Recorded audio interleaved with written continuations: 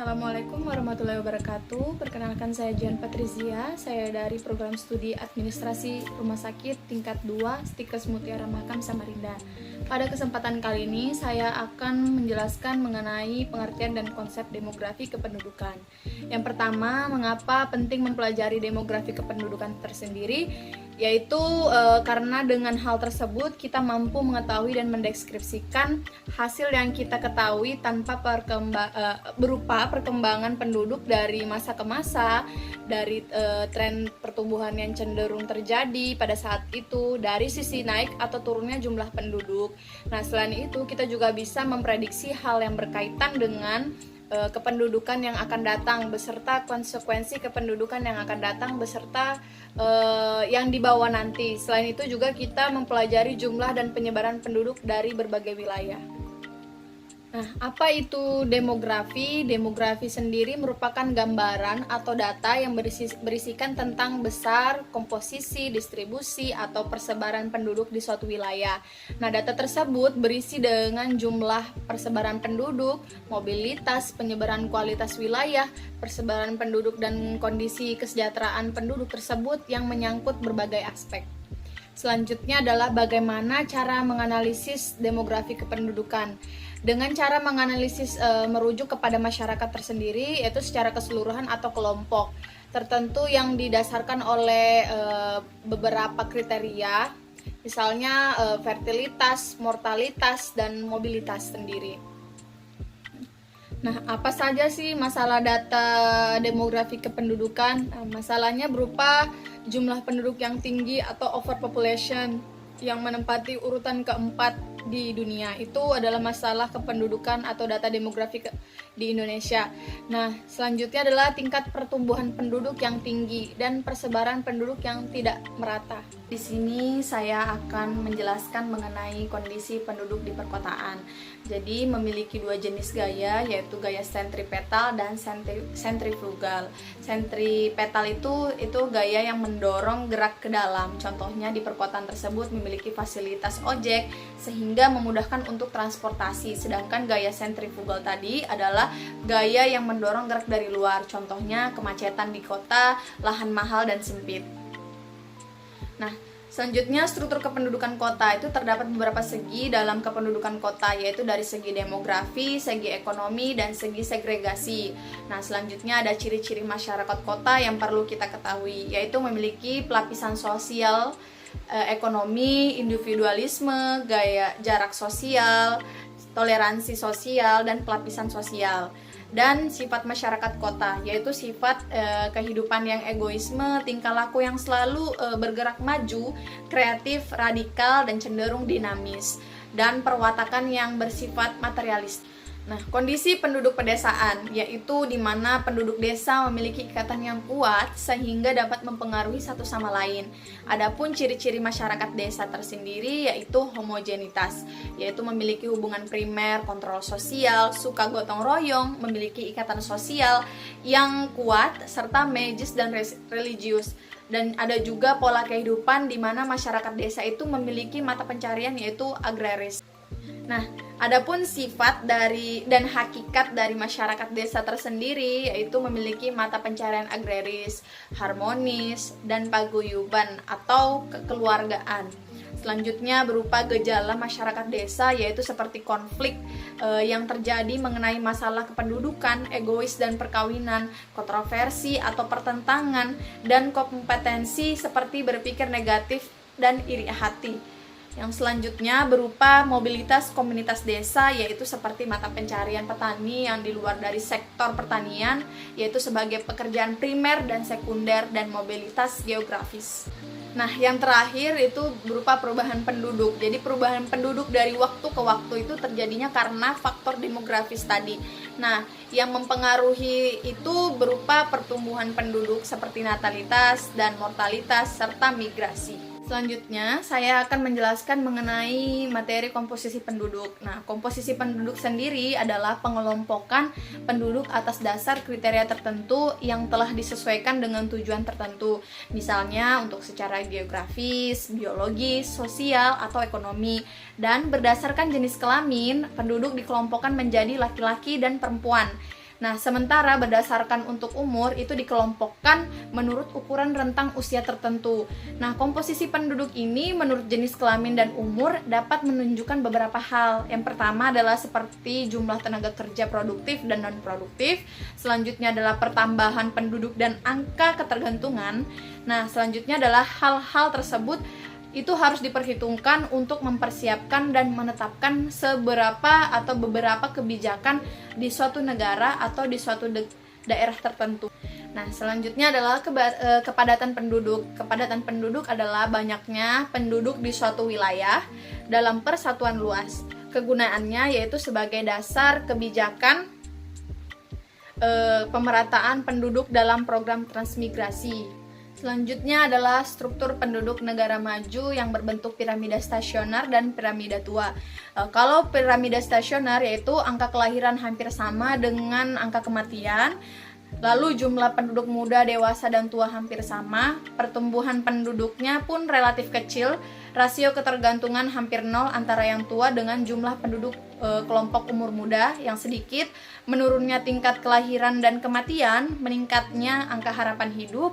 Perlambatan pertumbuhan penduduk yang jumlah penduduk usia kerja relatif lebih besar daripada jumlah anak-anak dan orang tua. Nah, rasio ketergantungannya pun rendah, menggambarkan bonus demografis apabila penduduk usia kerjanya berpendidikan dan produktif bekerja. Struktur penduduk negara berkembang biasanya itu berbentuk piramida muda. Sebagian besar penduduk berusia muda dan penduduk lanjut usia relatif sedikit dibandingkan dengan penduduk dengan jenis lainnya. Selanjutnya adalah angka kelahiran lebih besar daripada angka kematian. Pertumbuhan penduduk sangat cepat, membutuhkan sangat banyak lapangan pekerjaan dan rasio ketergantungan yang relatif besar. Selanjutnya adalah struktur sosial. Struktur sosial itu adalah suatu tingkatan dalam masyarakat, yaitu struktur sosial dapat berbentuk horizontal maupun vertikal. Nah, horizontal ini berdasarkan umur, agama, jenis kelamin. Secara vertikal itu berdasarkan dengan pekerjaan, kekayaan, maupun pendidikan. Saya akan melanjutkan materi pertemuan 4 yang berkaitan dengan sumber-sumber data demografi. Yang pertama adalah sumber data demografi ini dibagi menjadi 3. Yang pertama itu sensus. Sensus ini merupakan suatu langkah untuk mengumpulkan, mengolah, serta menyajikan data kependudukan secara menyeluruh di Indonesia. Biasanya dilakukan selama 10 tahun sekali. Yang kedua ada registrasi yang merupakan pencatatan yang dilakukan secara terus-menerus seperti halnya pencatatan KTP dan yang lainnya. Yang ketiga adalah survei, merupakan cara untuk memperoleh data kependudukan dengan tidak menghitung seluruh responden yang ada pada suatu daerah, tetapi dengan cara mengambil sampel. Perbedaan sensus de facto dengan sensus de jure, yaitu sensus de facto merupakan pencatatan datanya dilakukan oleh petugas setiap penduduk kepada setiap penduduk yang berada di wilayah pada saat sensus dilakukan, yang artinya tidak ada pembeda antara penduduk asli dengan penduduk pendatang. Sedangkan untuk sensus de jure itu dilakukan pencatatan petugas hanya untuk penduduk yang memiliki kartu identitas atau KTP yang tercatat pada wilayah tersebut. Dan data sekunder dan primer. Data sekunder merupakan data yang sudah diolah sehingga data primer itu data bentukannya sudah rapi, sedangkan untuk data primer itu data yang masih mentah dan datanya langsung dari responden.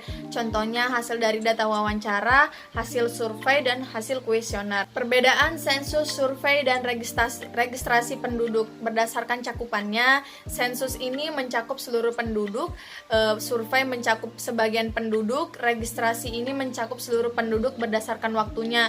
Sedangkan sensus ini dilakukan 10 tahun sekali, survei dilakukan 5 tahun sekali, tergantung dengan pendanaan, dan registrasi dilakukan secara terus-menerus tanpa ada jangka waktu yang telah ditetapkan. Pengertian validitas dan realitas. Validitas ini berbicara tentang mengenai keakuratan metode dan mengacu pada seberapa banyak fenomena yang akan diukur ataupun seberapa banyak informasi dan tidak terkait yang turut serta pada hasil.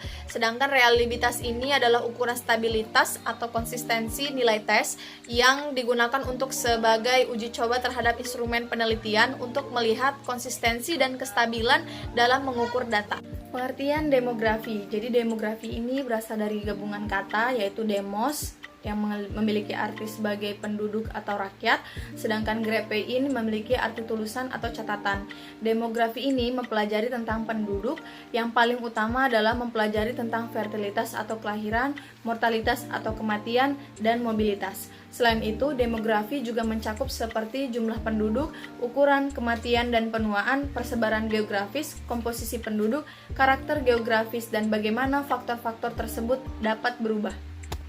Adapun manfaat dari pengukuran demografi ini, yang pertama kita memiliki data mengenai pertumbuhan penduduk, yang kedua memiliki data penduduk mampu hingga tidak mampu yang berhak menerima bantuan dengan tepat, yang ketiga adalah merancang kebijakan dalam berbagai bidang demi pemerataan ekonomi, pertahanan, pendidikan, kesehatan, dan masih banyak lainnya. Adapun beberapa contoh ukuran demografi, yang pertama adalah bilangan. Bilangan ini adalah ukuran yang digunakan untuk menunjukkan jumlah absolut atau mutlak suatu penduduk atau suatu kejadian peristiwa demografi. Yang kedua adalah rate adalah jumlah atau kejadian peristiwa demografi dalam suatu penduduk.